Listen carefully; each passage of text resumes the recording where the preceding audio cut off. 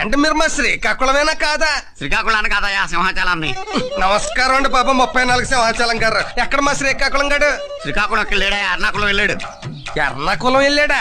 అక్కడ ఏదో ఒక పని ఏంటి? వాడి కొడుకు భద్రాచలానికి ఫేవర్ వస్తే చూడటానికి వెళ్ళాడు. భద్రాచలానికి ఫేవర్ ఏంటండి? ఒత్తేగిస్తే వరదలు వస్తాయి కానీ. ఇంతకీ భద్రాచలం ఊరండి పేరండి? పేరండి తిరుమల తిరుపతి వాళ్ళ బాబాయ్.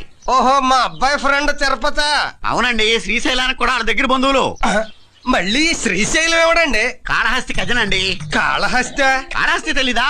మన కాశీగాడు ఉన్నాడా? కాశీగడ ఉన్నాడండి? ఉన్నాడయ్యా కాశీగాడు. అదే బొంబాయి గాడి బామ్మర్ది.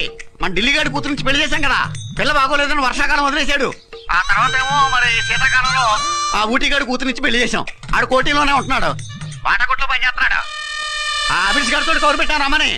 వద్దులేండి, మనలో మన మాట అండి. 34 సింహాచలం గారండి. ఇప్పుడు ఇది వైజాగ్ KGH కదండి? కాదండి, హైదరాబాదు.